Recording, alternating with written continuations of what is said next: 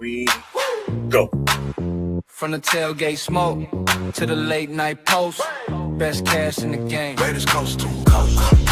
Click that play, let it roll. Silver, black in my soul, got 401. Righty to Jeff, breaking plays, taking notes. That chef, film on loop, he's stacking stats, calling out schemes, exposing gaps. When the line holds, when it don't, they say what they scared to quote.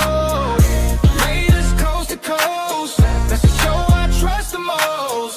From a pay down to that post, we riding, we riding. Raiders coast to coast, if you bleed that silver ghost, get subscribed and raise a toast. We riding, we riding. LV Arena 10, bring that flame. Live from the desert, loving this game. Stories from the stands, from the strip. Heart in the huddle every trip. They debated, never fake it. Caught a draft pick, celebrated when the shield shine bright on screen. You can hear the whole fan base scream. Let's go! Let's go. Raiders coast to coast, that's the show I trust the most. From the pay down to that post, we riding, we riding. Raiders coast to coast, if you bleed that silver ghost, then subscribe and raise a toast. We riding, we riding.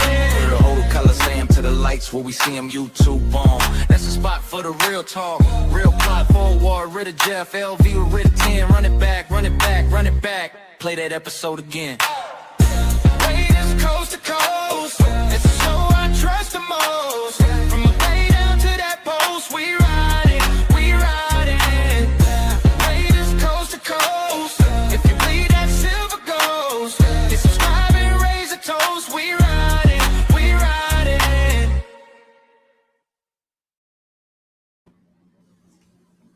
Welcome back, everybody, to another edition of Raiders Coast to Coast. We're finally reunited again tonight on a Thursday night. It's been a few weeks. We had a visit to Disneyland for this guy. And then last week, I was in the emergency room with Dawn. He ran the show solo last week, and he did a great job. So good job for you, man, last week. That was a good show, man. Appreciate it. Watched the whole thing. You did excellent. I'm very proud of how you did that. That was awesome. I had no idea he was doing that either. So it's not like I said, well, go ahead and do it. He just, boom, did it on his own and kill a show. So it's official today. We now have our offensive line coach. So the quick and the short before we get into it, Nate, what's your take? You happy about the move? I mean, I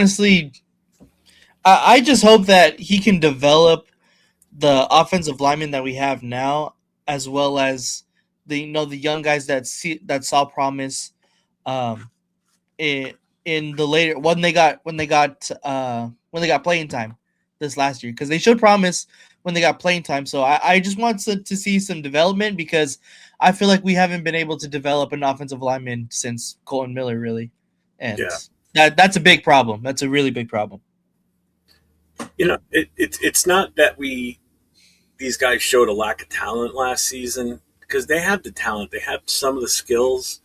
It's just they didn't have the direction that they needed to put everything to into perfecting their craft, basically. With this hire, I'm psyched. I did a lot of research on him today, and I went through a lot of stuff on him, and he's got a pretty storied history. He's been around a long time in the coaching aspect, 30 years. We're going to break it down a little bit further. Before we do that, though, we're just going to hit the chat up, see who's here. We've got Raider Fall. Haven't hit this in a while. Raiders. Let's see. We got Frank Webb is here. Tanner Jack is in the house. Sorry for the delay, folks. I didn't have the right outro set. So Nate had to hurry up and resend it to me, and it took forever to upload into the StreamYard. Forever. Let's see. Here it is. We're the O-line coach. I still don't know shit about the guy. We're going to help you figure it out. we got the info on the guy. Let's see. Raider Ryan's in the house. Let's see. Jason, what's up, my guy? I believe in the hire, if we get the real Rick Dennison and not a guy who's one down and doesn't have it anymore, I think we're going to be good. I really do. AO's in the house. What's up, man? Rorschach. Wow, I've been late as usual. Start time 7:17. Back off. You can call in the hotline this weekend and complain about it. How's that? P&W Mark's in the house. Let's see. Yes, reunited. Yeah. Eric's here. What's up, Eric? Eric says, great move today. Michael Guerrero's here. He says, trade Deuce Gruden. Just fire him. Let's see. Hope we go out and get Wyatt Teller. Assistant GM. John Raiders in here. Says the Raiders received calls for the number one pick. Spytek and Brady made it clear they won't trade it away, even if 3 first. They will draft their QB. That's so dumb. I would like. I want to see the where you got that from. Yeah, I just if somebody offers you 3 picks for that one, how can you not? Whatever. Boo that Lakers shit. What's he talking? Oh, I didn't even say it. John Leone's in the house. What's up, John? It's not an excuse. It's the truth. Ask Nate. He don't lie. At least listen to the office. Yeah, I guess, right? What's up, Tyler A? Tyler A's in the house. Raider Pete's here. What's up, Raider Pete? Coach is in the house. What's up, my guy? Let's see. DSZ's in the house. Go Steelers. Come back tomorrow night, too. I do a show on Friday nights called the No Huddle, where it's open to all fans of all 32 NFL teams. I even have the phone lines open on that Friday night show, too. You can come in and talk Steelers. More than happy to talk it up with anybody on any team. So make sure you check that out tomorrow night, 9 o'clock Eastern. Great win great win today. The U.S. women's Olympic hockey team won gold today. They beat Canada. That in itself is huge. Yeah, congrats to that, man. I think the men's team plays tomorrow, and if they win tomorrow, they play for the gold on Sunday. So go USA hockey for sure. AOS block Rorschach ASAP for that comment. What's up? What's going on? Rafa's in the house. What's up, Rafa? So, with that being said, we're gonna bring up the information on what I dug up today, and Nate and I talked about. So, we now have.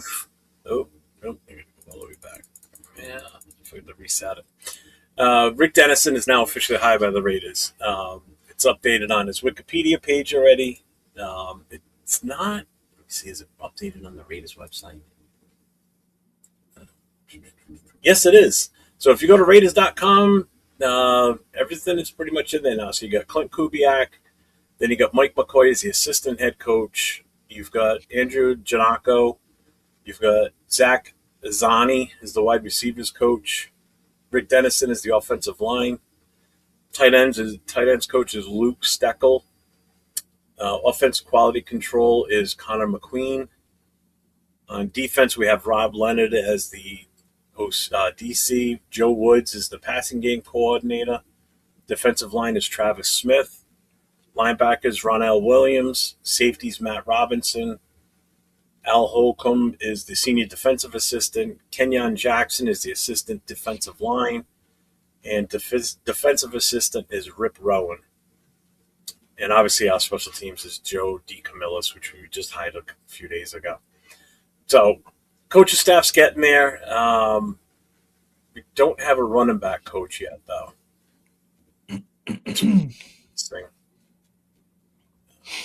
Yeah, that's pretty much the only one that's missing at this point right now is a running backs coach. So don't know what's going up with that yet. But as far as this goes, he's now the official offensive coach, which everybody knows. I know I did as a major need for us to make sure we get this one right. And like I said, this guy's got a pretty lengthy history in the NFL. As a player, too. I didn't know that until I looked him up today and really got to know a little bit more about him. So he played for the Broncos as a linebacker for a while. So he played in 128 career games. He played was in 3 Super Bowl appearances as a player and as a coach in the system, too. And he's also got, you see all his coaching history. It's even longer than this if you look at the full list because he did multiple stints with some of these teams. Like he was there, then he left, went went to another team and then came back. Uh, he spent the majority of his time with Denver for the most part. Um, I think it's a great hire. I know Nate's already given his take on it. I think this is what the line really needed. I don't see us falling into the same trap we had last year. This guy, this guy looks like an old coach from when I used to play type of guy. You know, like one of those old hard nosed offensive line coaches that just doesn't take the shit from nobody. You know, he just looks like that tough and rough guy. And he's also, I mean, the big thing too is he's been in and out of the Kubiak coaching tree for a long time. You know, he coached with Clint's dad. He was there during this Super Bowl win. He was what, Super Bowl 50? 50. Yeah, Super Bowl 50. He was there for that run. Um, and during that one, so I mean, like I said, if you go back and look at his list, I mean, he started coaching in 1995. So that was his first stint as a coach, and he started with the Broncos. Then he got bumped up to special teams coordinator, offensive line coach, offensive coordinator from '06 to '08. Then he dropped back to offensive line coach with the Broncos. So from 95 to 2009, he was with Denver. Then he jumped to Houston, then to Baltimore, then back to Denver for 2015 and 16, then the OC in Buffalo for the 17 season. Then he was with the Jets in 18, with Minnesota from 2019 to 2020 as the line coach and run game coordinator. Then he was a senior advisor to the Vikings in 2021. 2024, he was a senior offensive assistant. In 2025, this is the most important one, I think, in my book. He was the run game coordinator and senior offensive advisor for the Seahawks in 2025. So he's part of that whole coaching tree with, you know, that's been with Kubiak too in Seattle. He's coming off a winning Super Bowl season. You know, now he's our offensive line coach. I think this puts us in the right frame of mind for what we're going to do. Now, this is the type of identity he has as far as what he runs.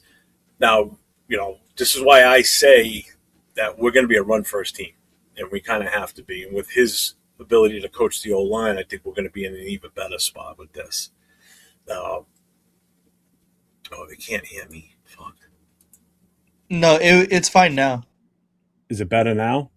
Yes. Okay. Now it's much better. Shit. I forgot to reset it. It resets on me after I do a show and I reboot. It defaults it to something different, and I got to get in the mindset of fixing it again every time.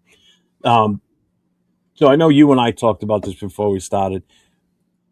The big thing is going to come down to this first one on this line, that the zone type run system. If that's something we can do with the current talent, what's your take on this? Because mine, because we did talk about it. I want to have yours put out there first. It's definitely going to be some work, for sure, because every time we try to implement a zone scheme, our offensive line just doesn't seem to be able to grasp it. But also, it could be attested to us not having the best coaches around them to properly teach the scheme to them. I think if anybody is to do it, it has to be this coaching staff. They've proven to be able to go in. Clint Kubiak, especially going into Seattle, implementing this kind of system and being very successful with it. I'm confident that they could be able to do that. It's now just finding the right pieces to be able to do exactly what they want to do at the lineman position. I think we do have players currently, but of course we're going to need upgrades nearly at every single position to run this scheme. So I think I am confident that they are able to teach the people we have now, but we of course need some new bodies in there. Yeah, and like you and I discussed before we started, what's up, Money Chuck? What's up, Daniel Berry? What's up, Randy Ann? I saw you guys pop in here. Lewis, what's up?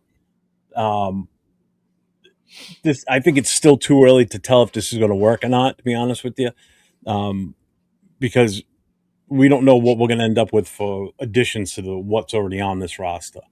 Right. Between what we're going to be able to bring in free agency, does that mean we bring in guys that definitely specialize in this? So now what we've already been talking about as far as offensive line we're looking for, we need to make sure that these are guys that excel or have run this type of system in the past too. So that's a big one there too.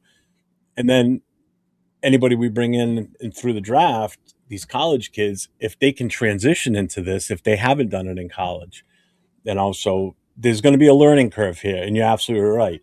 Um, but I think that set aside, the zone scheme, I think that's going to have a big decision on what our player personnel is. But as far as the other identity parts of his here, I mean, he's definitely a disciplined style coach. So I think you're going to see a big difference in how the offensive line gels together, and just an overall success rate will be higher this year than what we had last year. Just hiring him alone has already improved our offensive line, to be honest with you. Before he's even talked to any of those offensive linemen, it's already way in a much better situation than what it was last year. I've got confidence in this guy. I got 100% confidence in this guy. You know, um, so I mean, overall, I'm extremely happy with this move. Um, this might be one of the best assistant or position coaches that we've brought in. Period. I believe it's the biggest need. It was the biggest one we needed to get, and I think we got it right 100%. Yeah. So that's who's your favorite assistant coach? This is it right here, Raider man. It's this guy. It's Dennison.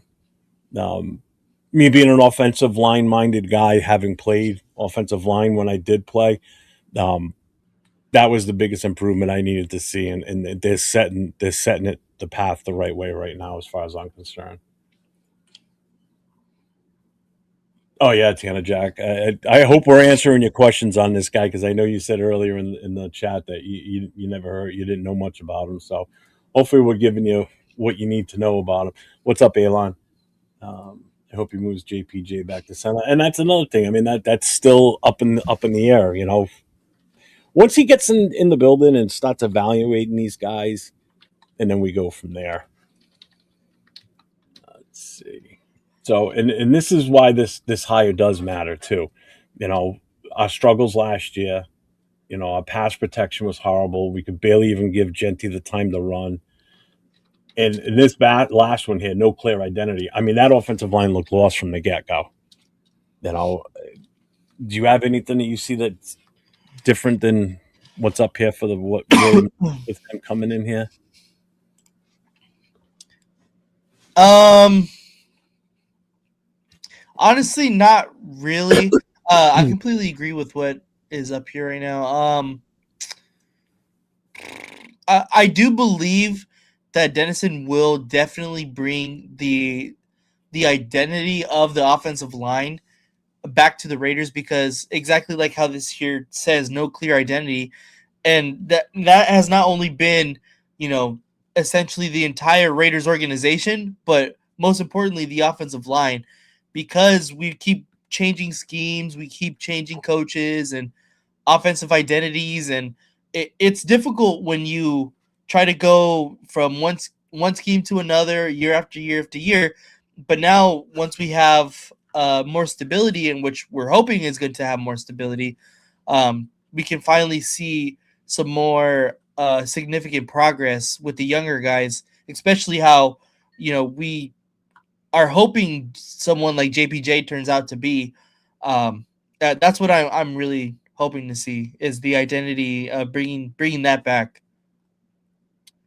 Um, Biggest thing I want to see, I want to see him work with the two rookies from last year, Yep. specifically Rogers. Yep.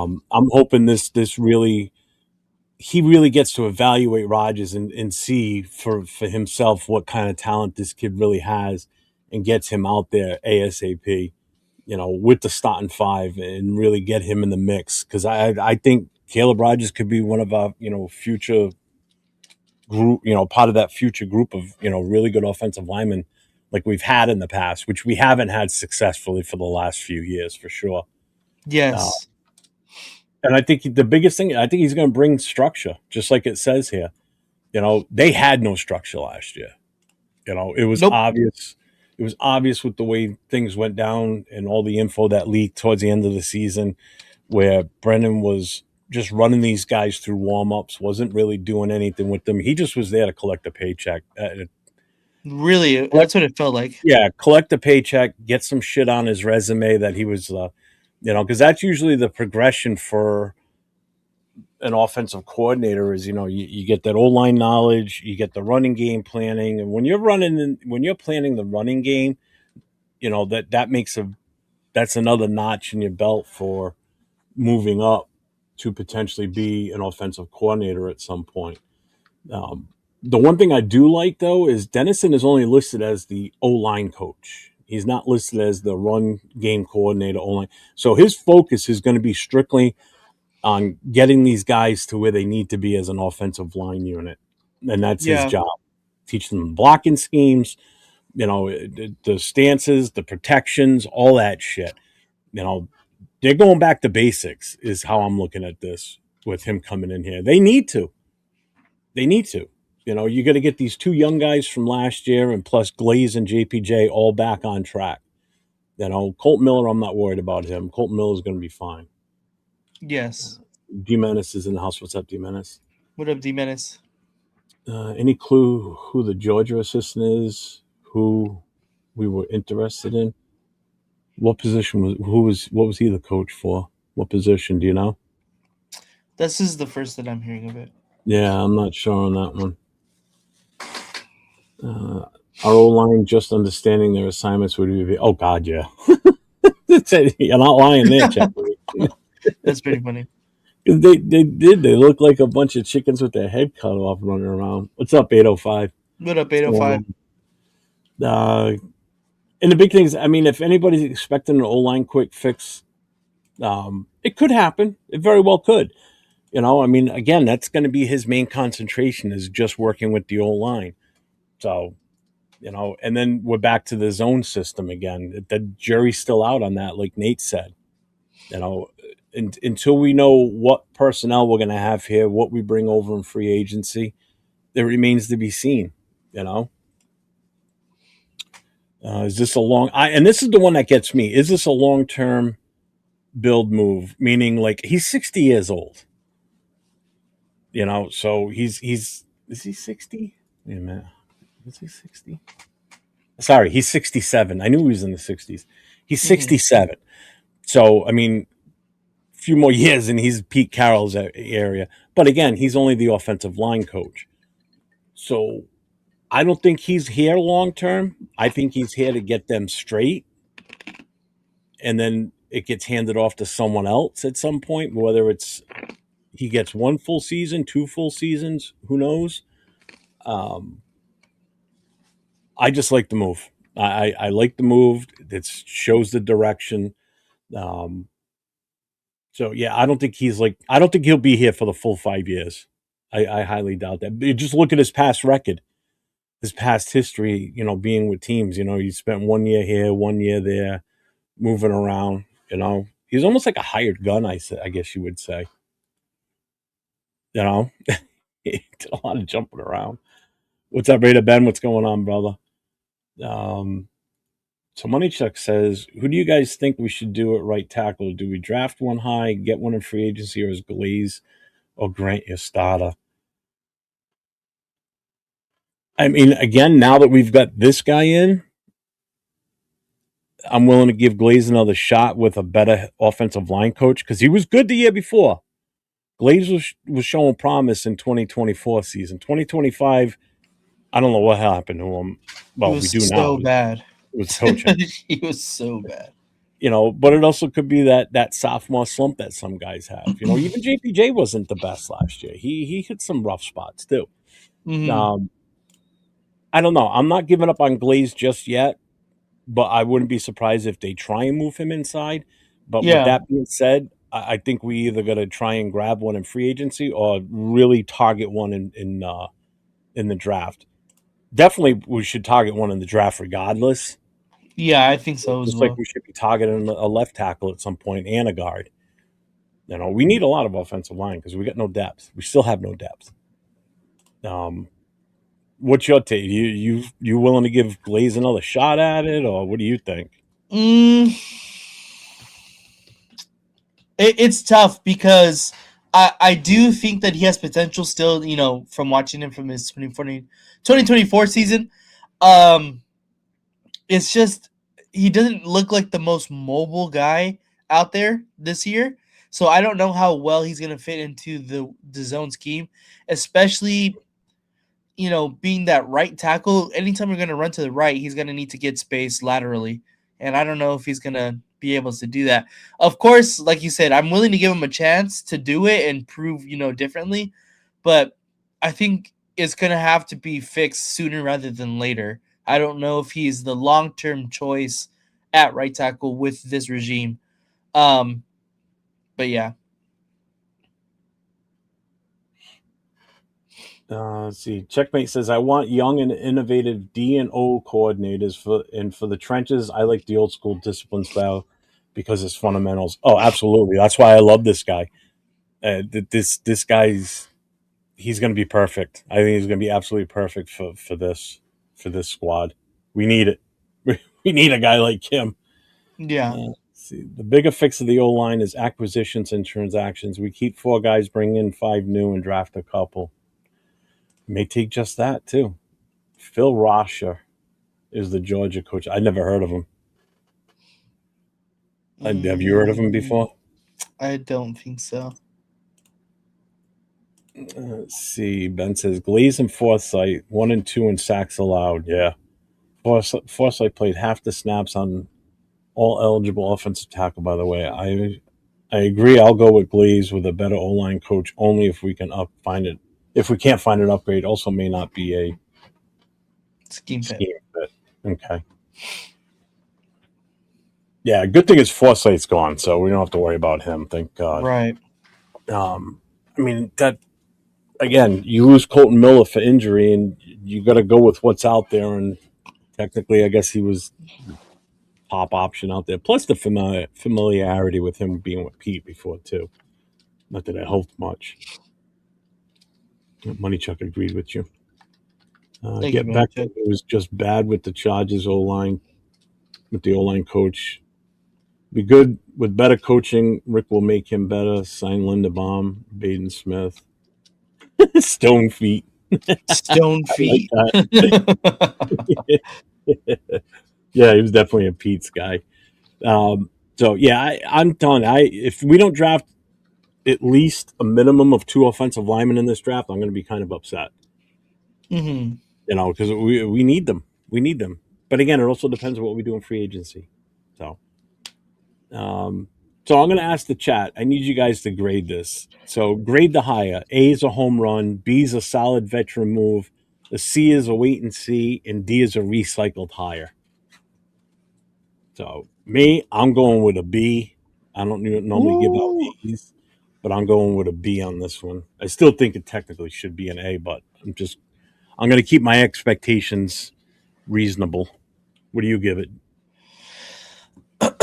um, I think in theory it's probably an A, but I'm gonna say B right now because I want to see it on the field still. Um, but I think if everything works out, it's definitely an A plus if that. But we can never for whatever reason, the Raiders can always do something backwards, and something will happen to a coach where all of a sudden he's not a good coach anymore. So I'm gonna stick with the B for now until I completely see everything. See, that's the miserableness in Raider Nation in you coming out Right. because Exactly. you've been so you've been so disappointed and let down so often. You're just ready for it. You know it's coming at some point. Exactly. Um, I mean, if this offense turns around and Genti has a fucking killer year because we're making holes for him, then that skyrockets to a triple A. I mean Oh that. yeah, 1,000%. I mean, good God, But right now, I'm definitely I'm on that B plus A minus range really. Yeah, yeah, yeah. They're right there. They're right there. So what do we got in the chat? Let's see.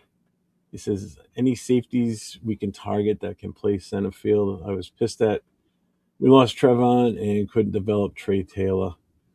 I'm not the secondary guy. I don't know if Nate is. If you want to handle that one, Mm, I don't. As far as like in the draft or in free agency, I'd have to look at who's in free agency. I don't know off the top of my I haven't head. even looked at free agency for Um, much other than offensive linemen, QBs, running backs, and wide receivers. right.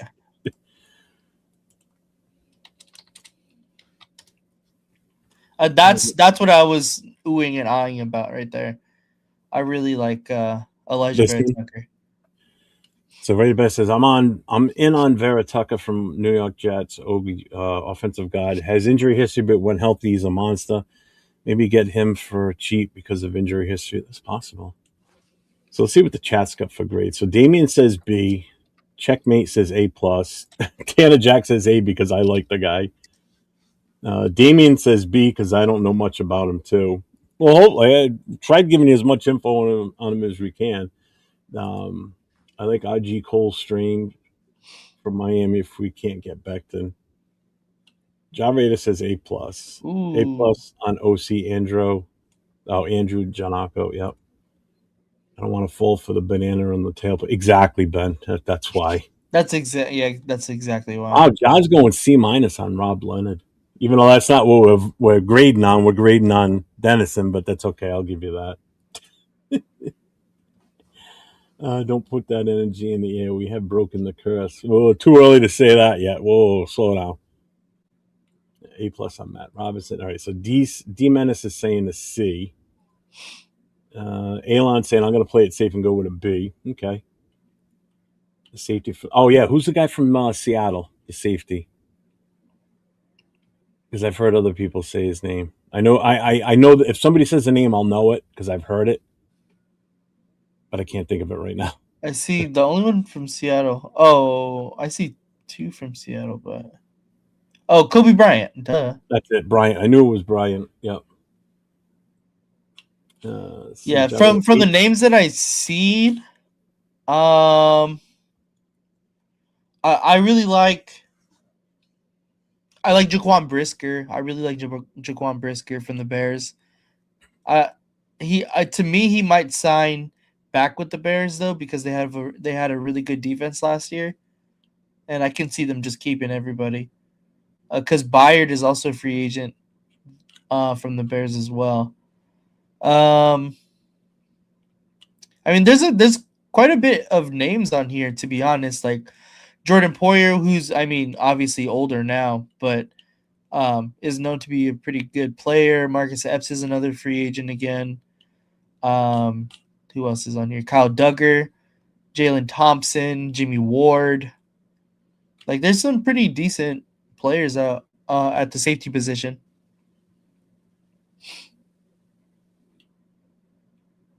I don't see it, Ben. I don't see the comment before the banana pipe comment. I see everybody else's but yours. Maybe you didn't hit.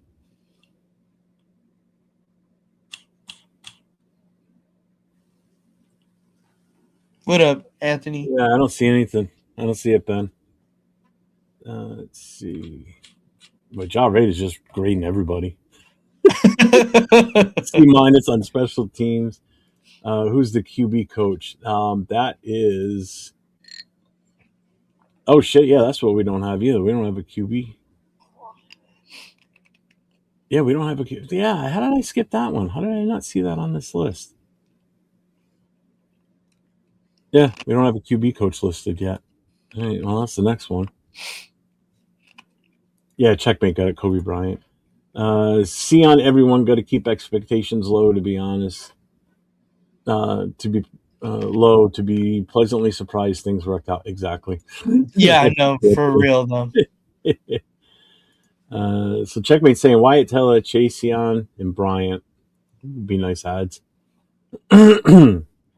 Oh, Ben said I'm mostly C on everything. To be honest, after last season, I don't want to do the Raiders. Finally got it right. Shit again. Oh yeah, no, I hear you. That's me, Trust me. bro. That's so Like weird. I said earlier, I'm not biting that apple this year, man. No, no, no. I'll. I'm just. I like the direction with the offensive line coach. That's the one I'm getting the most excited for. That's all. Which we won't see that fully take effect until training camp stops or even OTAs. So I do have a poll on my chat. So did you put yours up, Nate, or no? I did. Okay, Nate's got the same poll I have up on mine. So make sure you get over and vote because that will tie in a little bit later on in this. Um, so, and again, this is back basically what we're doing. We're building from the inside out. We're doing it. Hopefully, we need to do the trenches first. Then we build the identity of this team, and then we start getting the wins. So this will take some time to get to that point. It's not going to be that bang, we're here and we're going to start winning, which leads us to our next. In a minute, it'll lead to our next thing because next week combine starts February 23rd. Um, that is a Tuesday, Monday. That's when everybody starts showing up. They'll start doing the interviews and everything, but the actual physical stuff doesn't start, I think, until Thursday.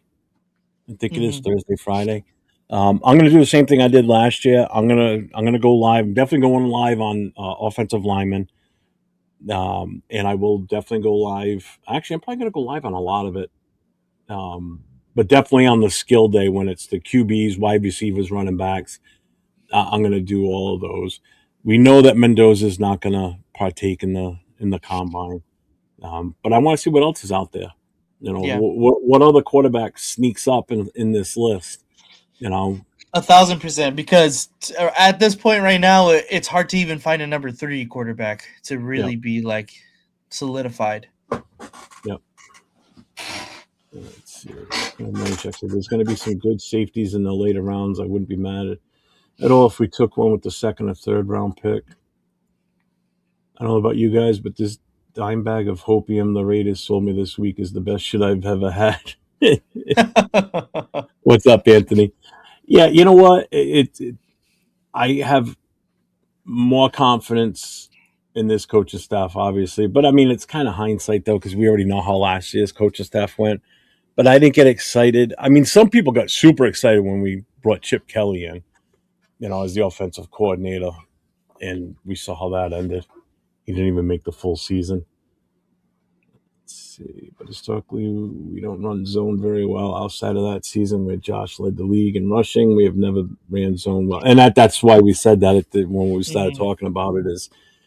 It's even tough right now to know if we can even run that based on the personnel we have, and we don't know what we're going to get free agent and draft yet. So yeah, Jerry's still totally out on that one. You know,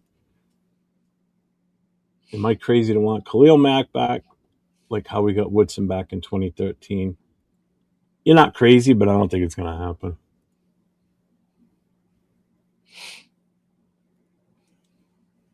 You remind me of Andy. Who's he talking to? Andy who? He's Oh, don't on say Mike Andy Hamilton. Reid. I don't Is know who he? Andy is. Let's see.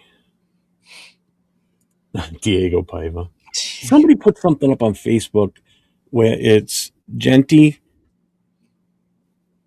Was it? It was. They showed like the 2026 Raiders offensive firepower. Basically, it was Genty, Brock, Debo, Thornton. Yeah, Thornton and Paiva. Paiva. That was our. Pavia. That was Pavia. That was our offense.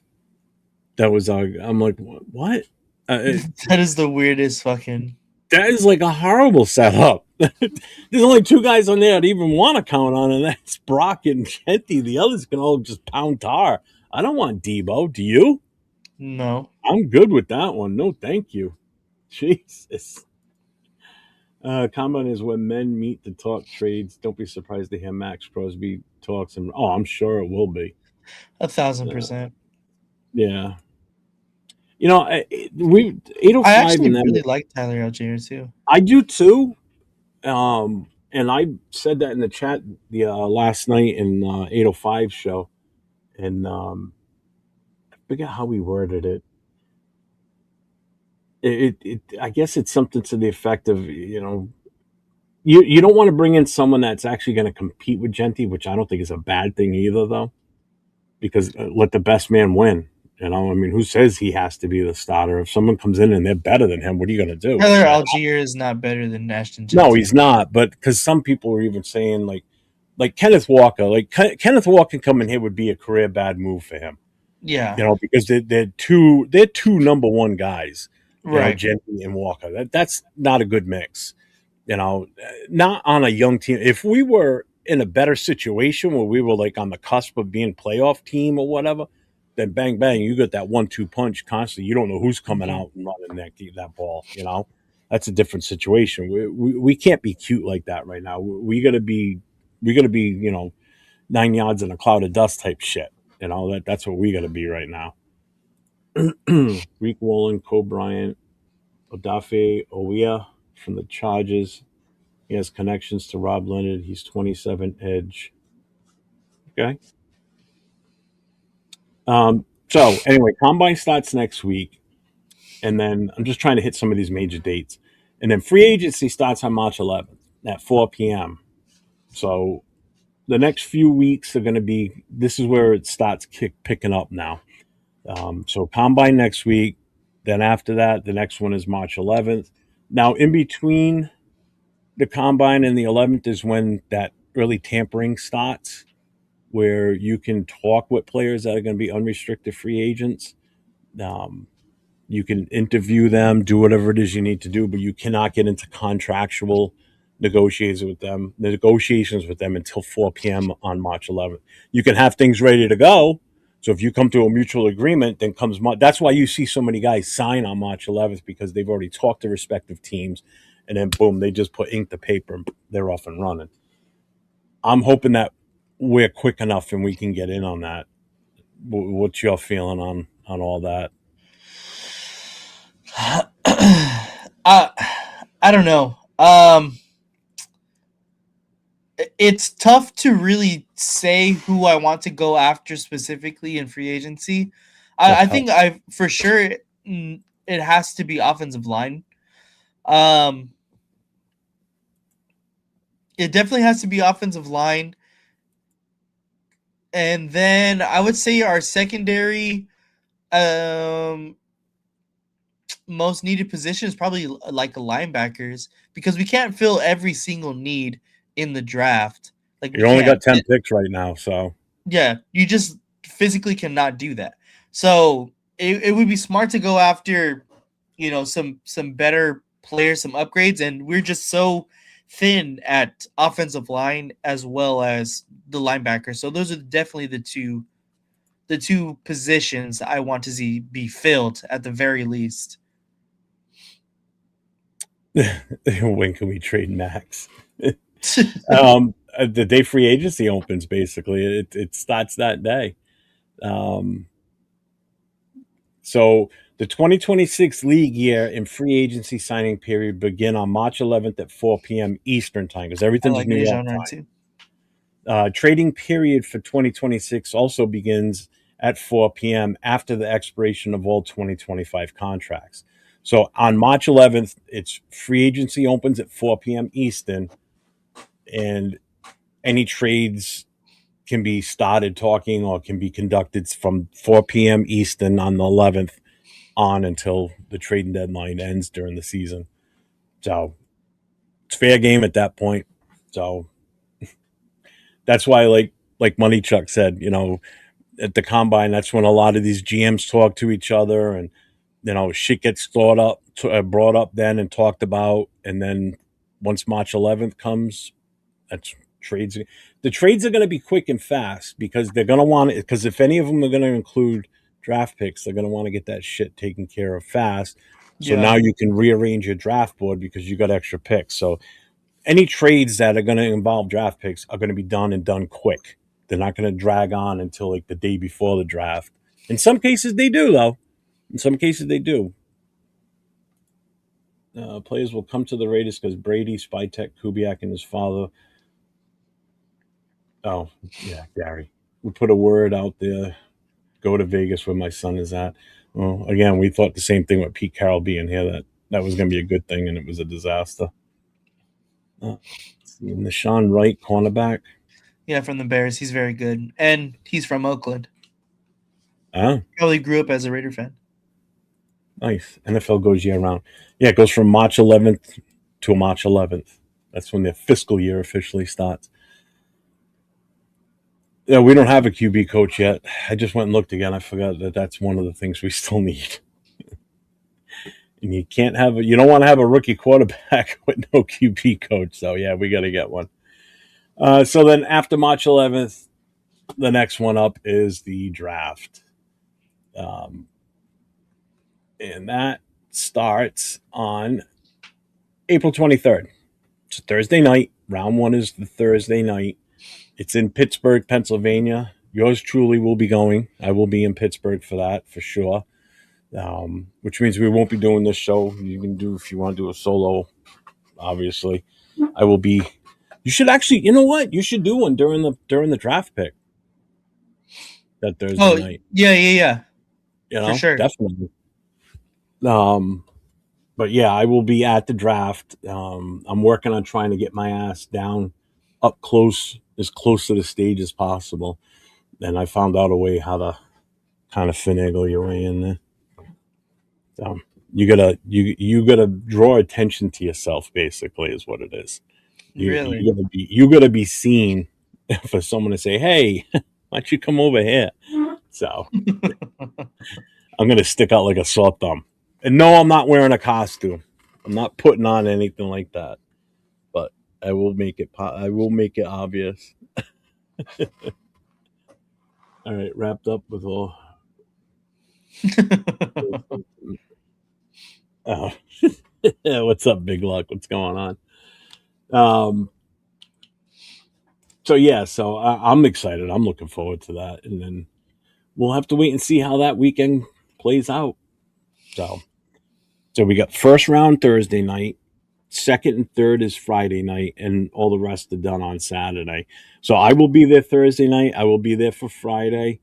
I'm not going to go to the draft itself on Saturday because the wife and I don't know if anyone else is planning on going along with us on Saturday, but we're going to the Hall of Fame. It's only about just under 2 hours away from where we're going to be. So I can't be that close to it and not go. I've never been. So I want to go, and we're going. So I will probably do some lives. I will definitely be doing lives throughout the whole entire trip. There's no two ways about it. So make sure you guys stay in tuned. Speaking of going lives and YouTube, make sure you get over to Nate's channel, LV Rated 10. If you haven't yet, get over there, sub to his channel, hit the notifications, hit the thumbs up. He's streaming on his channel. And make sure you guys jump over to his channel and give him some watch time and hours and such. So leave my channel, go over to his, and watch the show from his channel. If one of the mods could put his link in the chat, that would be awesome. We'd appreciate it. Let's see.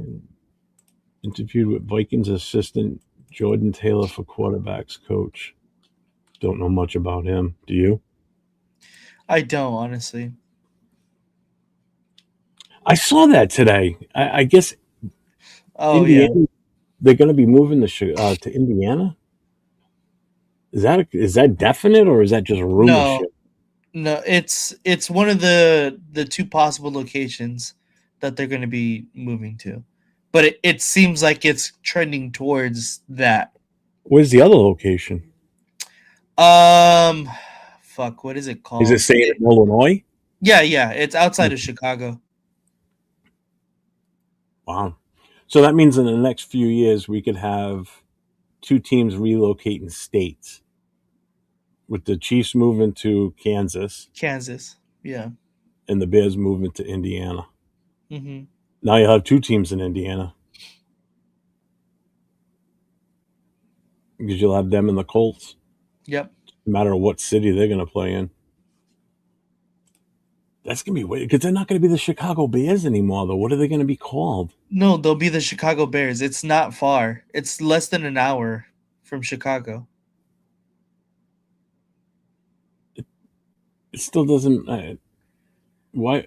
I don't know. It's just gonna be. I don't know. I guess. I guess. Well, just like the Raiders weren't going to be the Irwindale Raiders if that ever got built. That'd be crazy. It's more People like would. the Jets still saying they're from New York, even though they play in New Jersey.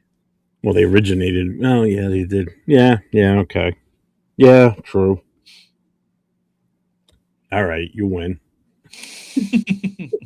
What's up, Nada? I'm gonna bring a sign that says "Trade the picks away and trade Max." That's what I'm gonna do. I'm gonna hold up that sign right there in front. You'll definitely not get in the front. Tampa March 9th. Yes.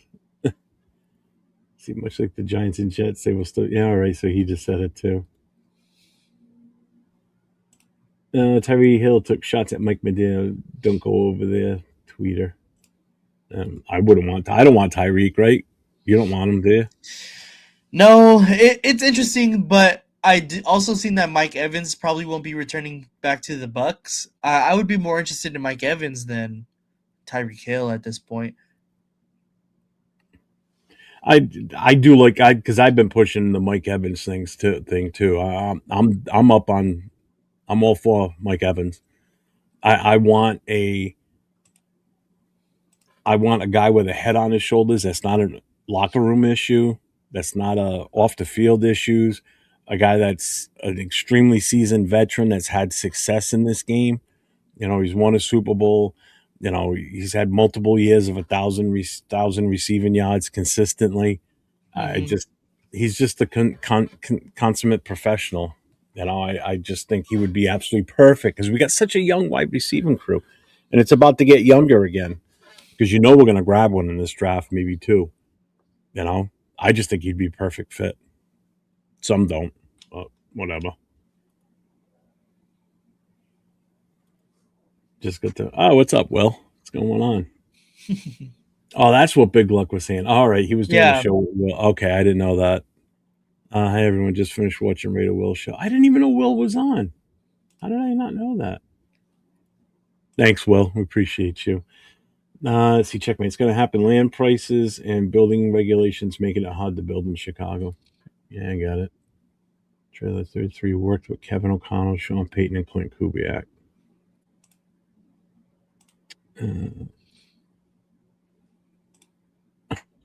I haven't even talked about it. I'm trying not to tonight. I'm trying to be a good boy.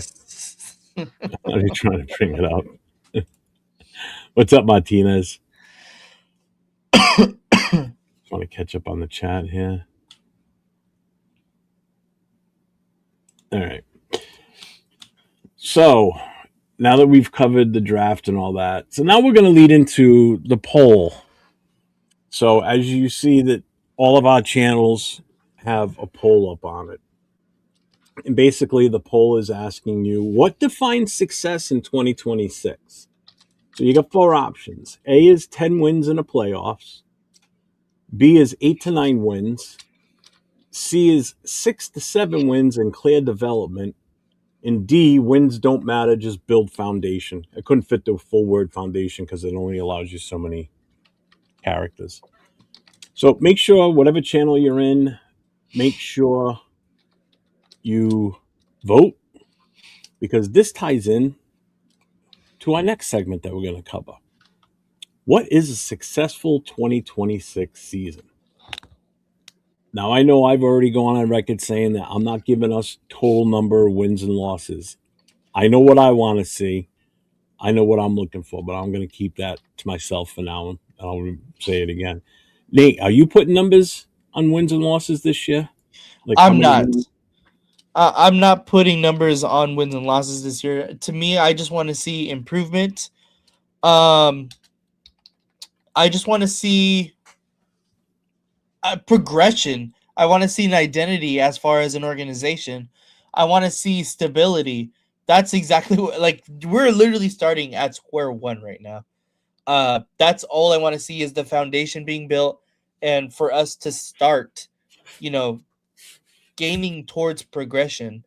Hmm. Um, so to me, that doesn't quantify in wins or losses, at least not in this season, until I can establish a baseline of where we're at. And I think it's going to take the entire season because Clint Kubiak is a brand new head coach. A lot of the staff that we have on this coaching staff right now are first time in their position. So it's going to have some growing pains, and it's not going to look pretty at times, but I'm willing to take the patient route and wait to see where exactly our baseline is, and to see progression from there. So right now, I'm not going to put any kind of numbers out there what exactly I'm expecting. Maybe later on, after we see what the entirety of the team looks like after the draft, after free agency, closer to the beginning of the next season, I can probably maybe put out like a number out there just to fill. But as of right now, I can't see any numbers or say any numbers at least. Okay. Well, I applaud you because you are having the same take I have on that. Because I've been asked already numerous times, how many wins do you think we're going to see this year with the coaching staff? Blah blah blah blah blah blah. Yeah, I refuse to give a number. I am not giving a number. I'm not picking X amount of wins. None of that shit. I don't care if we don't win a single game this year. Well, I mean, I do, but you know what I mean. I want to see progression. I want to see maturity on this roster. I want to see continuity. I want yep, to see I want to see sustained drives. I want to see determination. I want to see the team gelling as one unit, especially the offensive line, because we live and die by how that offensive line looks. Um, so, as far as I'm concerned, Kubiak and his entire staff, they get a clear pass this year. They can do no wrong, as far as I'm hmm, concerned. Okay, because it's going to be going forward after the 2026 season where you're going to start to see how everything starts to develop and where this team is going in what direction. Um, I want to see competitiveness. I don't care if we're winning by 50 points or we win by 1 point. I just want to see some semblance of an organized organization all around, from the exactly. front office all the way to the guy that runs out and picks up the tee off the field. From every aspect of this team. Okay, so you're not going to sit here and you're not going to get. I want 10 wins out of me. I'm seeing 4 or 5. You're not getting that. I'm not doing Right. it. And the reason I'm bringing this up tonight is I was on Facebook today and I saw.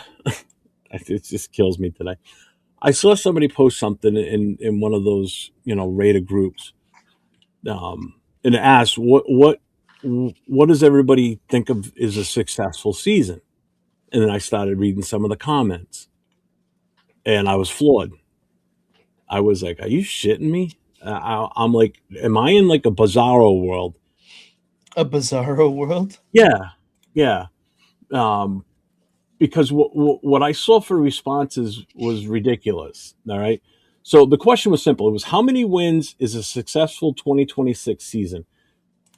And what I saw is exactly why this franchise struggles with patience from the fans. And we've Mm, got 4 types of Raider fans now. Okay. So I'm going to explain the 4 type of Raider fans. So this is everything I came up with from just what I read. All right. So you have the 14-win Super Bowl crowd, because there were plenty of those in that chat. Trust me, there were a lot of them. Okay, so you've got the ones that are delusional and think we're going to win 14 games and we're going to go to the Super Bowl. Then you've got the 10 wins or fire everybody crowd.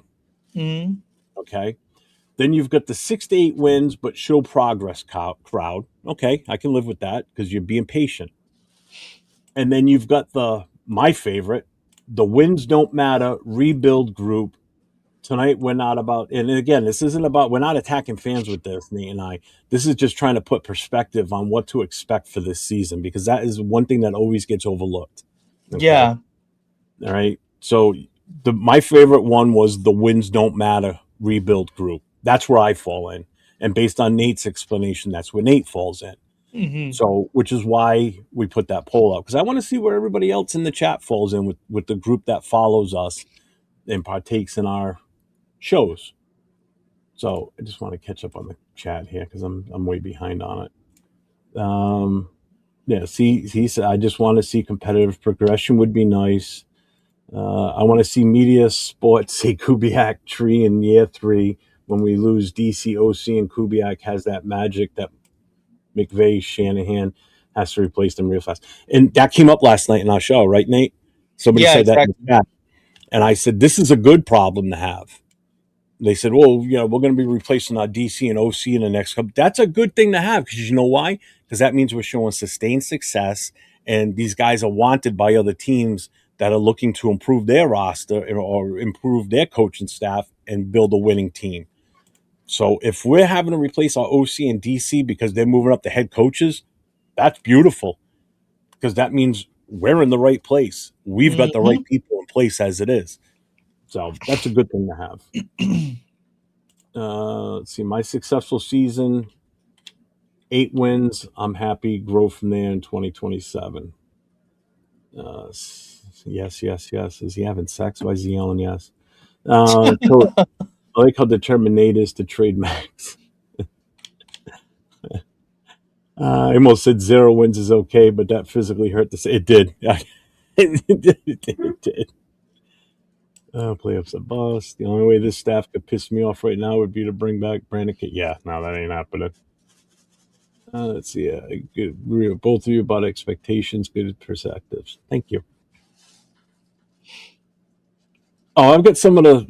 I'm going to read some of them because I do have some of them Oh that yeah, come up. Yeah, right there on that sheet I sent you. yeah, Were they yeah, on yeah. there? Okay. Oh, were they? I don't remember, but I'm just saying. I'm sure there's a lot of good ones. Thought they were. Oh fuck! Did I? Oh no! Oh god damn it! Nope, I lost them. Shit! Nope, nope, nope. I think I found the chat. Yes, I got it. Okay. No, I got it. Whew. Damn it! I thought I lost them all. All right. Sorry. Let me get back to here. Um, let's see. Enjoy 5 to 7 growth. Exactly. I paid attention to it because I got a laugh out of them. I laughing my ass off. I put down as my response was 0 wins, and I just want to see something good on the field. That's pretty much it. Genti, a Super Bowl MVP, or trade his ass. I'm joking, chat. Just wanted to add to Jeff's list of fan types. Thanks, 805.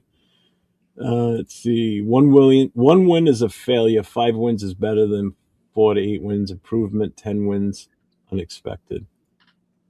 Mark Davis has been paying coaches through the roof. If we start winning a lot, where people want our coordinators, I want how high Davis would pay to keep a winning coach. I get it. I get what you're saying,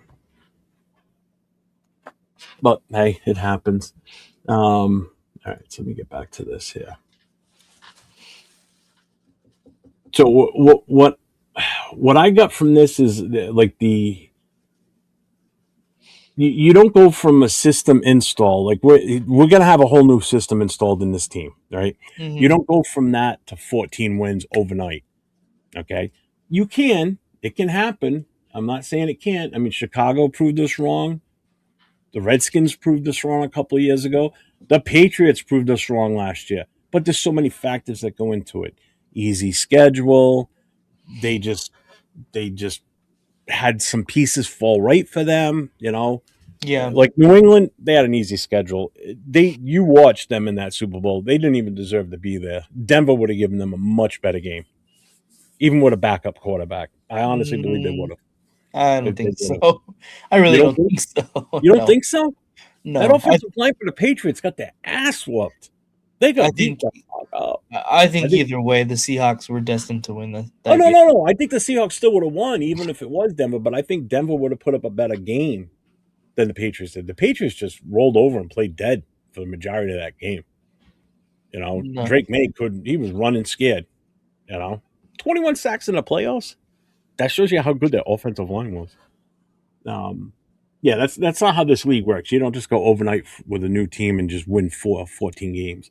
Think about it. We just installed a new head coach, new offensive coordinator, new defensive coordinator. We're likely going to have a rookie QB. We're going to have a rebuilt O line, and we're in one hell of a tough division. That's Madden franchise mode. Okay, that's not AFC West. The AFC West itself is extremely tough. You know, so basically, if you think your wins are, if your 9 to 10 wins is your floor, fans are already going to panic as soon as we go 3-3. If we start at 3-3, fans will panic, even though we're at 500, which is still damn good. All right. And then if we start losing games consistently, like if we go on a 2 or 3 game skid, Mm-hmm. they're going to start questioning what about the QB? They're going to start questioning the coaching options, Mm-hmm. the other draft picks that we made. Everything's going to start to fall apart. And that's where the fan base starts to turn. Okay. You just definitely cannot, you can't demand playoffs from a foundation year, basically. So we're starting fresh, you know? Um, what was on that list that I sent you? I'm trying to remember if you want to hit any of those points that are on there. I know, where the hell is it? I'm trying to find the one I sent you again. It was, Oh, I can't access it on my computer. It says. you can't? It says I can't open it on my computer. It says I have to open the app. It's a PDF. How can you not open it?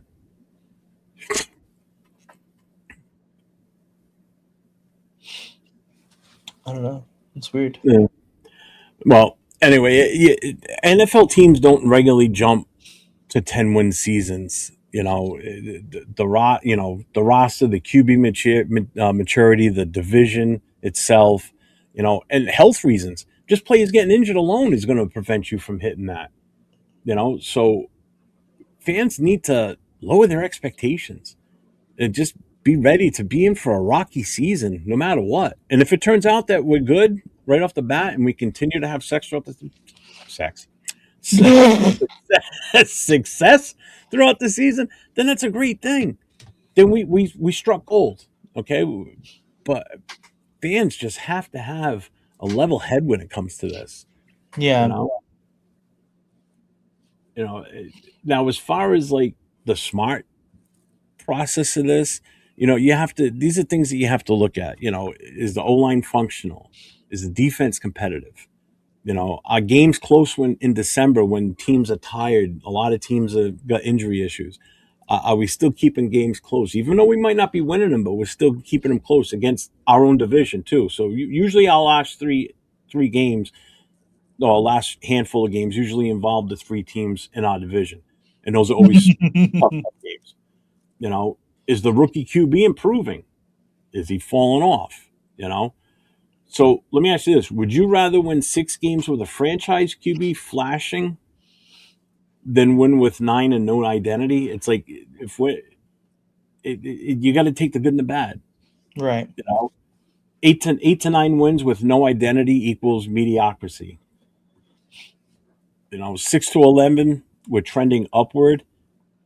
Or your record's 6-11, you're trending upward, but it shows that it's a real rebuild. And then just even in our division, right? Are the Chiefs gone? No, they're still the top team regardless, even though they had an off year last year. Are the Chargers improving? Oh, yeah, they are. Are the Broncos legit? I think so. Defensively, that's for damn sure. Defensively, 1,000%. Yeah, and I think they're only going to get better again, too. They're only going to be much better. It's going to be year 3 for Bo Nix. They know what they need to fix on that team. They need a better backup. That's for damn sure. But they also need help on the offense too. For sure, they need wide receivers. That's their big need. I think. Yeah, they do. You know, you know, to win 10 games overall, playing in this division. Granted, I know it's only 6 games, but I'm saying to win 10 games on the season, playing in this division, that everything has to hit right. Because if it doesn't hit right, then you ain't winning 10 games playing in this division. Because 6 of them out of those 10 are coming out of our own division. So Yeah. Baby steps, folks. Baby steps. Way behind on the chat. That's because there's so much to cover on this because there was so many good things on all this. Let's see. Broncos were just big frauds as the Patriots. I don't think so. I think the Patriots are definitely bigger frauds. I'm in the Al Davis days. Commitment to excellence, nothing less. Don't worry about wins first year. Exactly, Jason. Oh, Jasona. Sorry. I just read it quick. Question. You guys feel kind of like, what the fuck? The Patriots won 4 games. Then they were given easy schedule. We won 4 games. We got hard schedule. NFL hates us. Nothing. Oh, yeah, we're absolutely correct there. Yeah. What's up? Where's the flag? What's going on? Yeah, in a couple of years, big luck. Yeah, exactly. He said it afterwards, just not this year. What's up, Sam? What's up, man? I haven't seen you in a while. Successfully Mhm. played contention at week 16 of playoffs and a promising offensive defense. Mac Jones from starting QB. Fernando learns from him.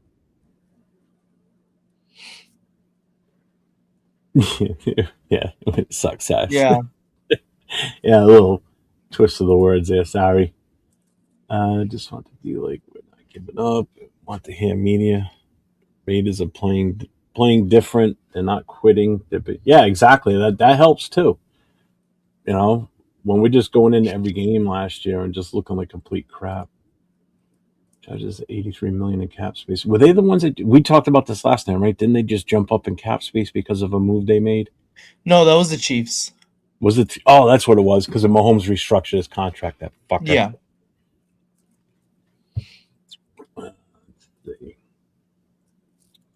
Look what the Raiders did to the Chiefs back in Christmas 23. The D line was all over Mahomes, and their secondary was far from being anything good. This is why the D line is so important. Yep. The D line is constantly getting pressure and making the QB move. It gives the team the best shot at beating elite offenses. The pocket must not exist. Exactly. So where were we? So in this, in the next little part of this, why fans are split so bad too is you got 25 years of basically of trauma, 25 years of dealing with bullshit coaches, bad draft choices, bad free agent moves, and just players that gave up. You know, Mm-hmm. the fans are split because of Super Bowl nostalgia. They want to be in a Super Bowl so bad. Trust me, I want to be there one to be there again too and win one. It's been 40 plus years since we've won a Super Bowl. It's the last time I saw us win a Super Bowl was that long ago. You know, this is a complete rebuild, 100%. Last year was not. This year is a complete rebuild. So players will come, players will go. So fans have to be ready for that. And rebuilding is math. It's not emotion. And everybody gets so emotionally attached to players and don't want to see them go. But if it's for the better of the future of this team, then that's what it's at. That's what has to happen. Even if it's our beloved Max Crosby, you know, if it's for the better of the team to move forward and put a winning product on the field, then that's what has to be done. You know, You mean, but unless it's Max Crosby, he's the only exception.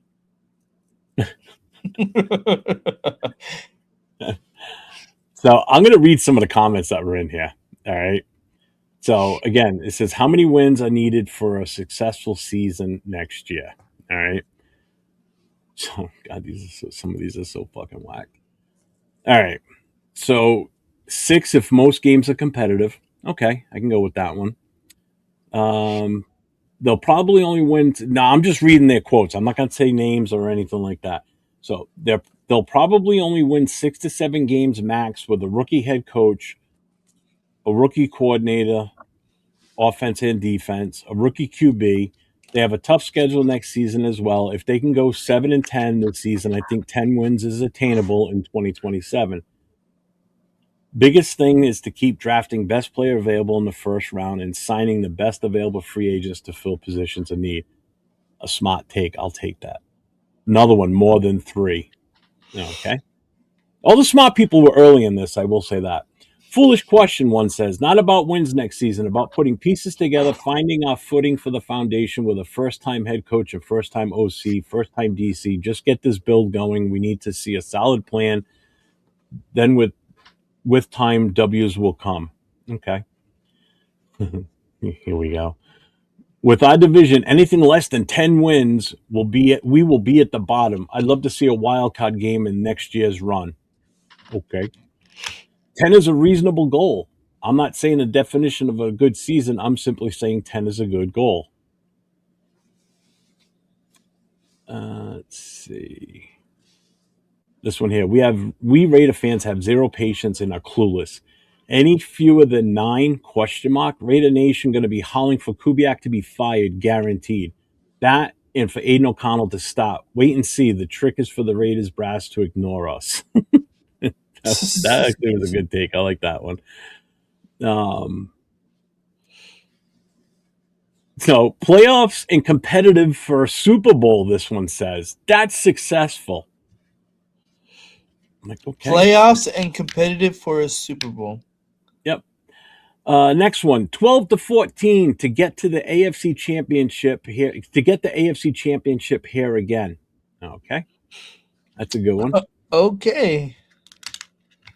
If the Patriots can go, this is the next one. If the Patriots can go from 3-14 in 2024 and bounce back to a 14-3 record last season, I know the Raiders can do it next season with a rookie because basically Drake May was a rookie. He got hurt his rookie season, if anyone remembers. So those short changes, I'm a real Raiders fan. Really? Okay. Sounds like my brother. Let's see. Then we got a good one here. Right now, only based off the coaching staff, no player additions. 6 wins would be a move in the right direction. I can live with that. This one here kills me because this guy's the same age as me. Been a Raider fan for over 55 years. To me, successful means the Super Bowl, and that ain't going to happen. So this guy's wanting the Super Bowl. Okay? All right. That's awesome. Another guy doesn't get the assignment. He says, this is his response to the how many wins is successful question. Trade Crosby to the Bears for draft picks and Tyler Bagent. That's his response. It's like, it's not even his name. It's Tyson. Let's see. One guy says, you guys that are saying 10 wins are delusional. 6 to 7 wins with incremental weekly improvement. Smart guy. I like that one. Let's see. Here's another good one, though. 6+ and no blowouts. I can get behind that. Let's see. 4-13 and not being the laughing stock of the NFL is reasonable. Hey, Bubba, we have a bye week next week. Want to go fishing? I thought we were hosting the Raiders next week. Like I said, a bye week. Let's see. Where the hell are they? There's like a couple hundred in here, so I'm trying to find the good ones that were in here. They've moved around now because there's been so many more responses since I last looked.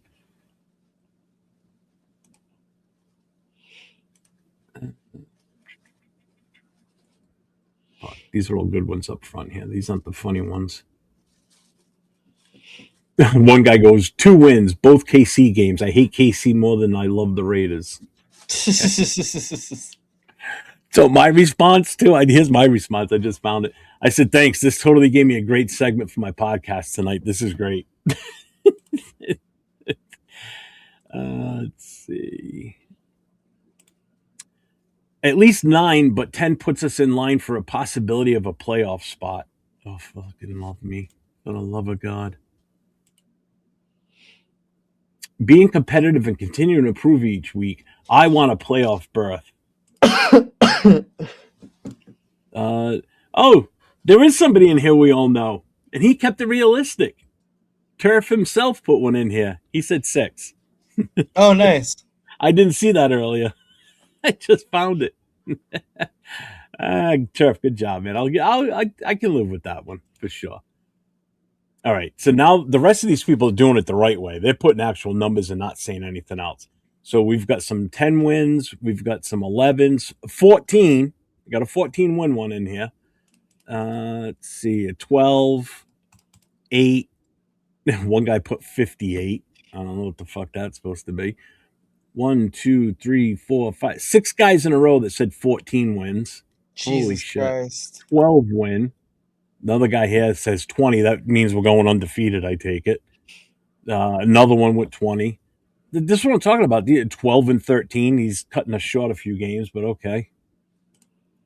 12 and 3. So that just gives you the gist on just how dysfunctional some people are or delusional.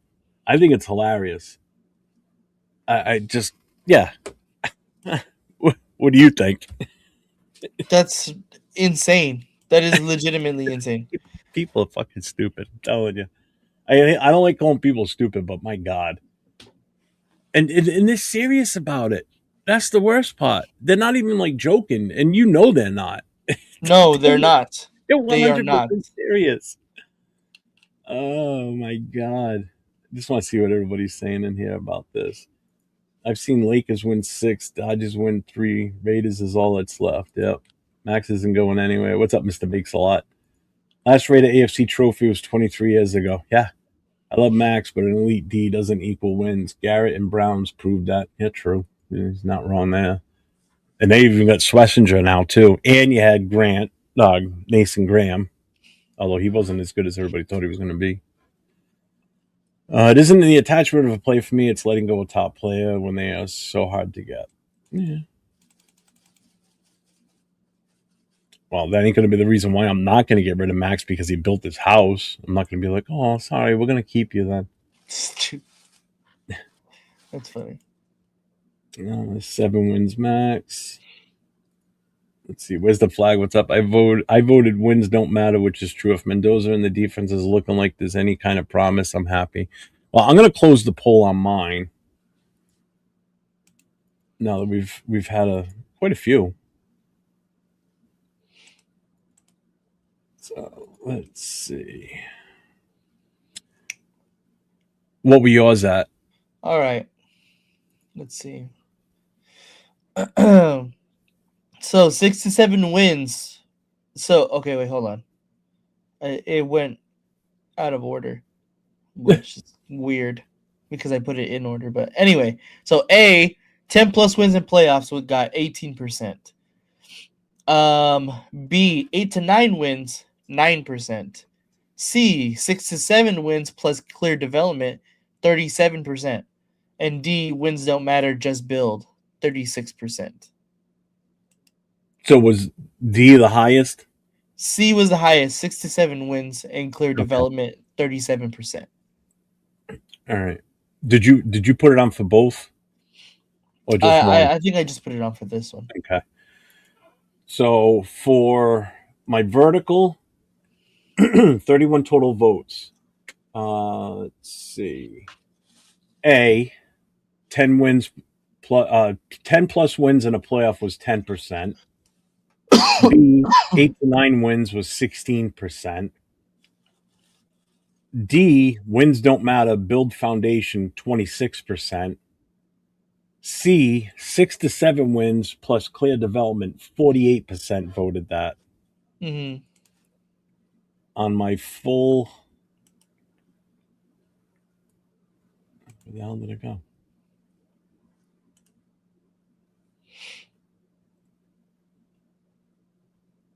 What the fuck? Where did it disappear to? It didn't calculate?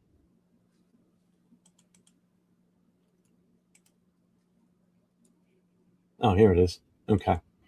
On my landscape one, A, 10 plus wins in playoffs, 11%. B, 8 to 9 wins, 22%. D, wins don't matter, build foundation, 32%. And C, 6 to 7 wins plus clear development, 35%. Mm-hmm. So for you, it was C was the highest on yours, and C was the highest on both of mine. Mm-hmm. So that's interesting. At least we don't have a bunch of delusional people that follow us. Yeah, exactly. The top two were the ones that should be the true answer, really. That's right. What's keeping, the expectations right about here, and we're not up here thinking, oh, we're going to the playoffs and winning the Super Bowl. Well, we like the guys that had 20 wins. Those are undefeated seasons at 20 wins. That's Crazy. 17 wins in the regular season, 17-0, and then winning the 3 playoff games, and with the Super Bowl included in that. That's You're delusional. If it happens, beautiful, absolutely great. If it doesn't, which more likely it's not gonna, fucking 805. Turf said 6. That's the most positive Turf's been in 2 seasons. Soak it up while you can. Normal Turf will be back once we draft Mendoza. Oh, what's up, Chewy? What's going on, man? No, Bill M. 5 or 6 wins is probably reasonable with the schedule, but 8 would be extra successful. Let's see. I auto corrected it because this ain't a drinking contest show. What did he say? What did he say? Did I miss what he said? I don't know.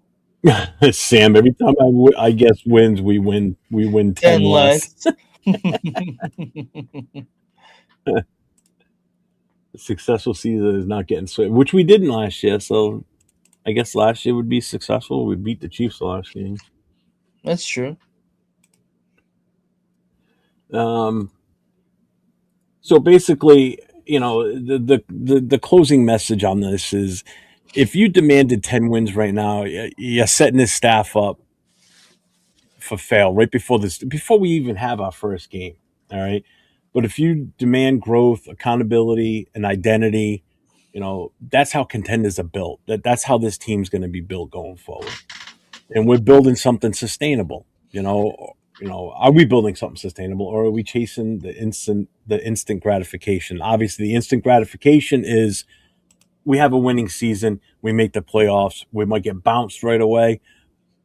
That's instant gratification. That's what's going to make fans happy. That's what's going to stop them from saying we need to fire the coach.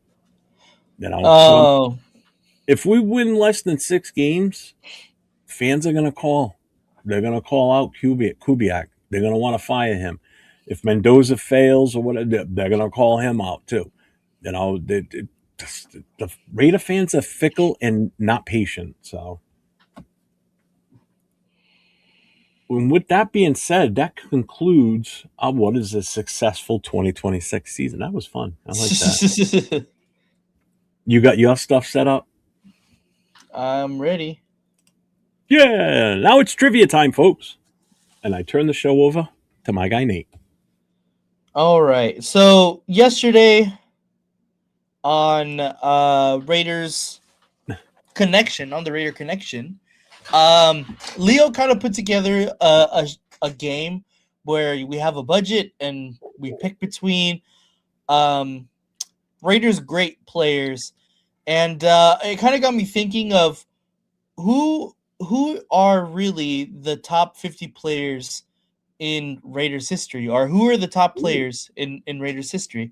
What does that quantify as? So we are going to play that exact game here. Want me to add it now? Go ahead, yeah. Okay. I might have to switch screens. Hold on. Is this a little better? All the freaking ads. Oh, the fucking ads are ridiculous on that. The ads are insane. What the fuck? You know what I feel like I'm looking at? I feel like I'm looking at like one of my kids' fundraisers when they were in school with all the different shit all over the fucking page and everything. It's like, good God. Yeah, the ad is crazy on here. I don't know why it's so wild. Hold on, let me try to zoom in just a touch. So it's not so ad heavy. I can do full screen layout. Yeah, I just made it the whole screen. Let me see, how does this look? Nope, too small. We'll go back to full screen. You don't need to see us. I'll get rid of that banner too. Gives you a little more room. All right, there you go. This should be better. Yeah, right, Dixon? More ads than Pornhub. God damn. Oh, God, huh? So, right here, NFL top 50 Raiders of all time. Can you name the top 50 Raiders of all time according to PFF? which is Pro Football Reference. And then the last update was January 9th, 2026. Okay, cool. So it's fairly recent. All right. There's 50 players, of course. You have to name the top 50. We have a 10-minute timer. And let me just get situated so I can start typing before we get Oh, I going see here. it. They got all right. So everybody's aware. If you guys can't see it, so it's going to be they're ranked 1 through 50. So who do you think is the number one? And then if you look over on that same line, it gives the position and the years that that player played for the team. Right there. All right. So if it's going to be tough for people that are on their cell phones, might not be able to see it, but you'll be able to see the position for each. So basically, in the chat, just start naming off rate greats. We need the Do top. you want? Okay, that was another question that I had. Do you Oh, all want right. to Hold go on in then. order, or do you want to just spew names out? I'm cool with whatever, but yeah. Oh, how about we do this then? How about we start at number 50 and work our way down? All right, 50-1. Okay. So we're going to start at number 50. So you read out the number and then the position and the years, and we'll see if everybody can get it, and we'll stop from there. All right, everyone ready? Are you ready, Jeff? Yeah, I'm ready. I'm not All going right. to name them if I can help. If the chat gets stumped, then I might. I don't know the answers, just to let everybody know. You will know the answers. Well, I mean, I don't know them ahead of time, basically. Oh yeah, neither do I. This is the first time I played it. So, all right. So number 50, it's a tackle from 2018 to present, and so that's going to be Colton Miller. Number 49 is a DB from 1987 to 1997. Who does everyone think that is? Honestly, Dixon's already putting names out there. Coach said Colton Miller, so Colton Miller was correct. Mm-hmm. So 49 DB from 87 to 97. Eddie Alexander, coach said. All right, Alexander. Doesn't look like it.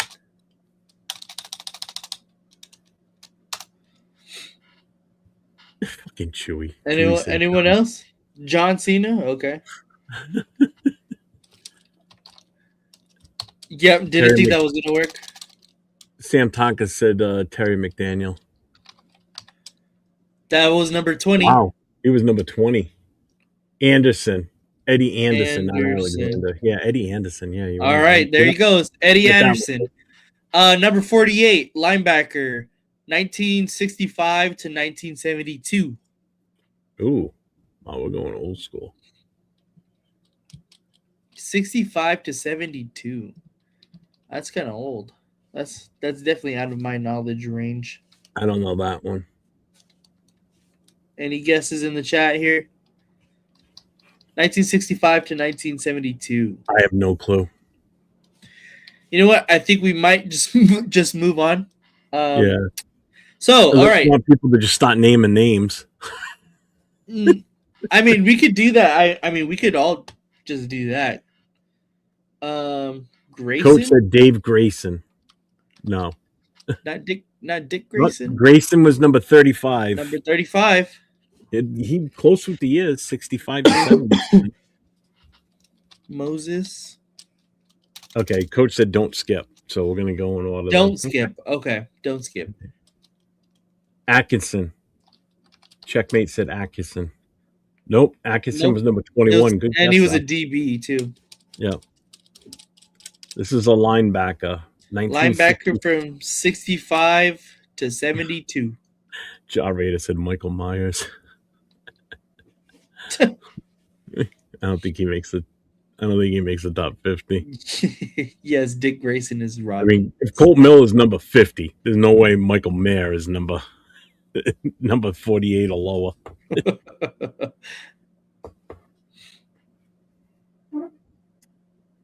Oh my god, I don't know that. I don't know. Yeah, honestly, I don't know this one either. I mean, we can probably let's just skip over. Yeah, let's skip over 48. We'll go to 47, which is a punter from 2000 to 2012, and I'm gonna guess Shane Leckler. Yeah, I did spell it right. Okay, thank God. Yeah, coach, I'm stumped on that one. The 65 to 72. And I don't want to go and cheat and look it up. Yeah, I honestly have no clue who that is. But we'll go on to number 46, and that's a DB from 1983 to 1989. I don't know what the asterisk is for. Does it say? It doesn't say what the asterisk is for. Could be Hall of Fame. What year is it? Based on career approximate value status. I don't. So it doesn't really mean anything. Uh, DB from 83 to 89. Mike Haynes. yeah. Checkmate said There you go. Dan Connery. It was Mike Haynes. No, but Dan Connery might be the linebacker he's referring to. Oh. Well, Connors.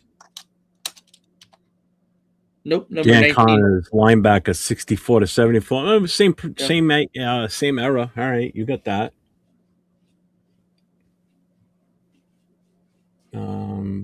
Okay. Number 45, guard, 1977 to 1987. 77 to 87. Wisniewski? No. A guard, No. 77 to 87.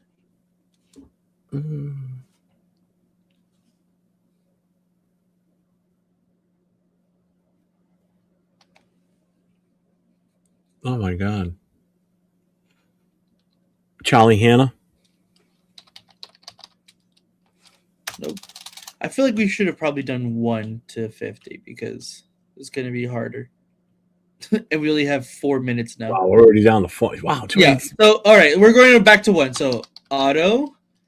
We're going to. Oh, look it. It was Gus Otto, 48. Linebacker. Someone said Gus Otto in here, too. Yep. Checkmate said it. There it is. Nope. Yeah. Oh, Snob said it, too. That's Knobs. SB Knobs. Coach is loving this. He says, "No, I dig this." Well, what's the one above? What's the next one? So we're all right. still So on guard 1977 to 1987.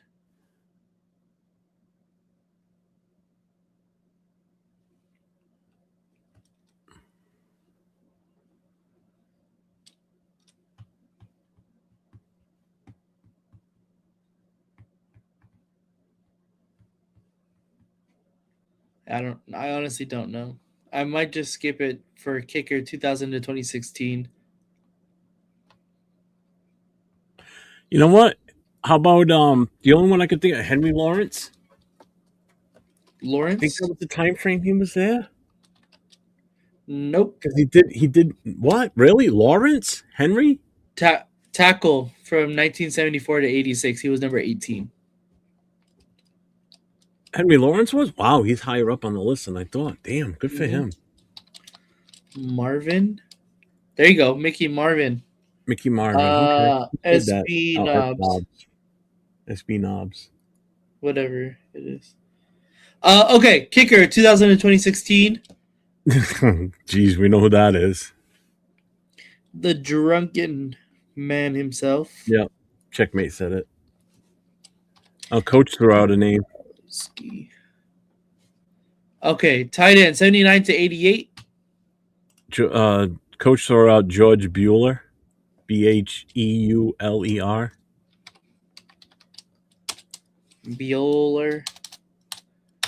Bueller. All right, tight end 79 to 88. Guys, we're gonna have to. That's Christensen. Can you pause the timer? Or does it pause everything? It's gonna. You can't see it anymore. As well. Ah, God damn it! All right. Yeah, that's why. Yeah, definitely Christensen.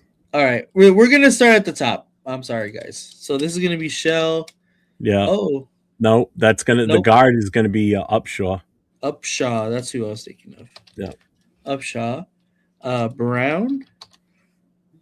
Guard 89 to 2001. 89 2001. 89 to 2001. Holy shit. Am I drawing How do you spell Bitletnikov? one of Oh, is it? Blitnikoff? It's BL, not Bullet.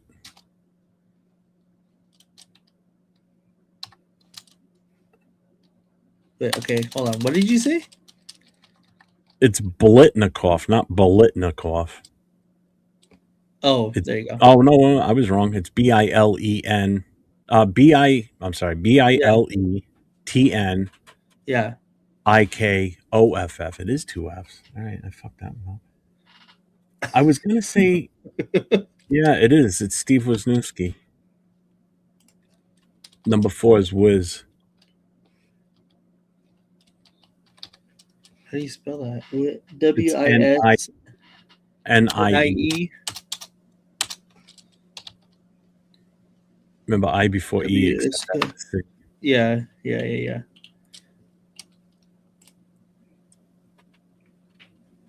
70.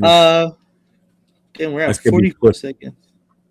Number 9's gonna be number 9's wide receiver, 72 to 85. I think I know who that is. Yeah, those asterisks, those are Hall of Fames. Those are definitely Hall of Famers.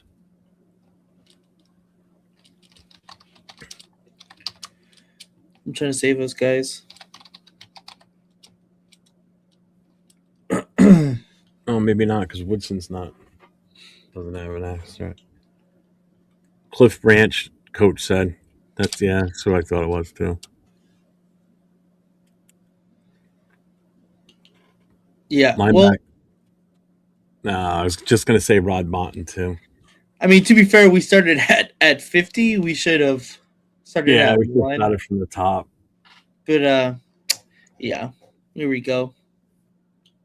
So let's see who we missed. We missed Rod Martin, Lester Hayes, Dave Dalby, Ted Hendricks, Lincoln Kennedy, Don Mosbaugh, Darryl LaMonica, Phil Villapiano, Rich Gannon, Jack Tatum, Clem Daniels, Greg Townsend, Max Crosby, Mark Van Egan, Wayne Hawkins, Matt Millen, Ben Davidson, Namdi, McLaughlin, Barrett Robbins, Sistrunk, Barry Sims, Beaker, and George Bueller. Oh, Coach called them out too. Coach said Bueller. Right here. He Yeah. called that at 12 o'clock, right at midnight. He called that. Good call, Coach.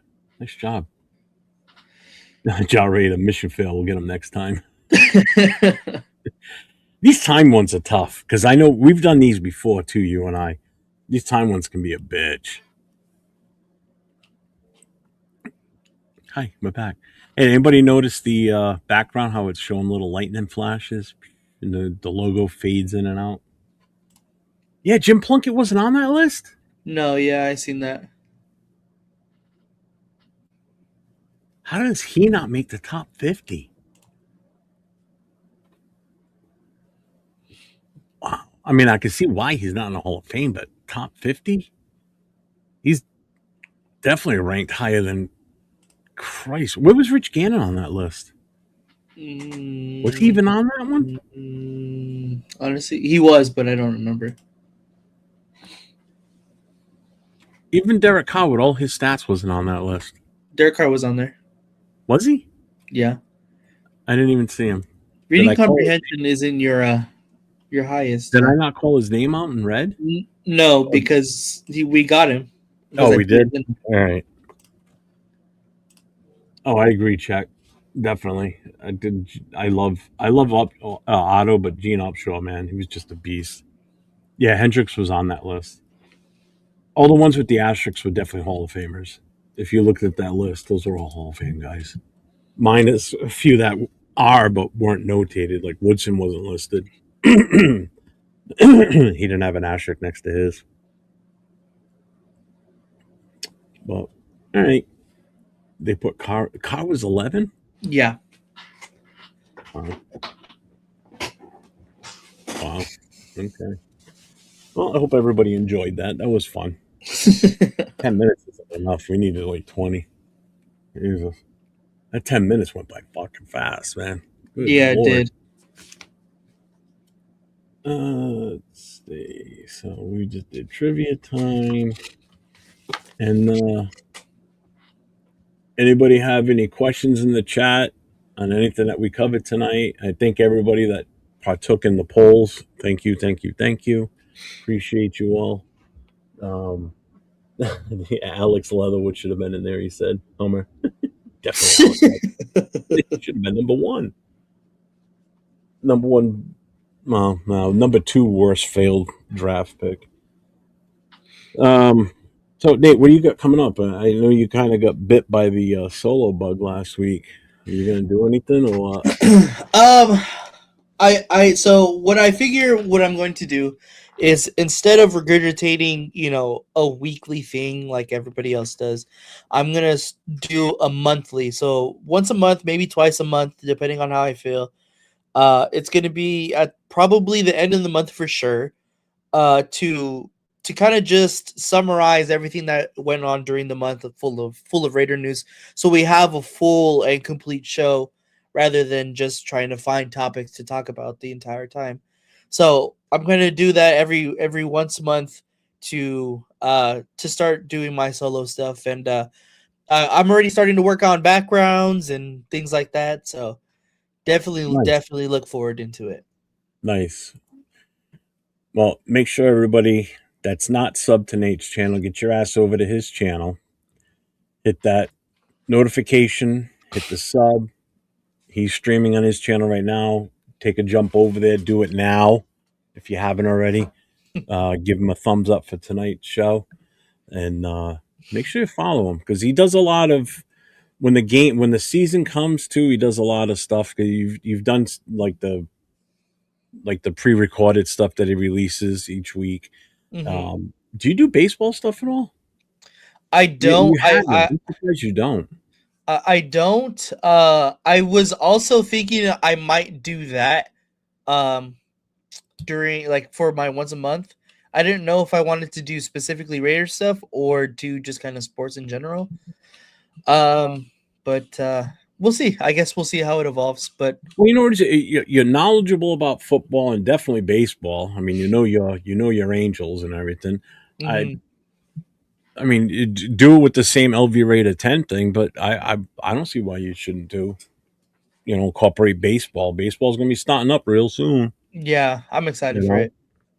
Do something like that. Don't pigeonhole yourself to Raiders stuff, so you broaden your horizon. That's why I changed the Friday night thing where it's open to any and all fans. It's not necessarily Raiders. That's why we shifted on Saturdays to do a strictly Raider phone call in. So just Raider fans on Saturday nights. So, yeah, so make sure everybody checks out tomorrow night. No Huddle, 9 p.m. Eastern. It's open to all fans of all 32 NFL teams. So if you know anybody that's a fan of one of the other teams in the league, send them my way on Friday nights. The phone lines will be open tomorrow night. The phone line's open now. If you want to call and leave a voicemail, we will listen to that tomorrow night. And then Saturday night, you'll have myself and Jason Downs at 10 o'clock Eastern time, Pacific, Eastern time PM, 10 o'clock at night, doing the Raider voices. So, and that'll be an open phone line call also. So, you got anything? That's it. Well, again, thank you everybody for being here, and a shout out to all our moderators on both channels. I appreciate you guys for keeping everything steady and clean and putting our our links up there too. And congrats, Chewy, again on your 500 subs, man. Congrats, brother. Definitely. So until next time, everybody, as we always say, stay safe and go Raiders.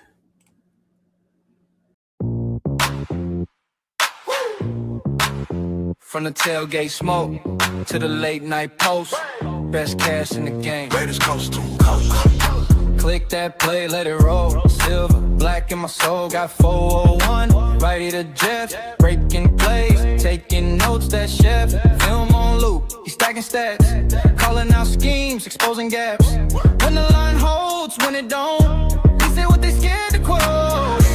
Raiders coast to coast, that's the show I trust the most. From a bay down to that post, we ride it, we ride it. Raiders coast to coast, if you bleed that silver ghost, hit subscribe and raise a toast. We ride it, we ride it. LV in, bring that flame. Live from the desert, loving this game. Stories from the stands, from the strip. Heart in the huddle every trip. They debate it, never fake it. Call the draft pick, celebrate it when the shield shine bright on screen. You can hear the whole fan base scream. Let's go! Let's go. Raiders coast to coast. That's the show I trust the most. From the bay down to that post, we ride it, we ride it. Raiders coast to coast.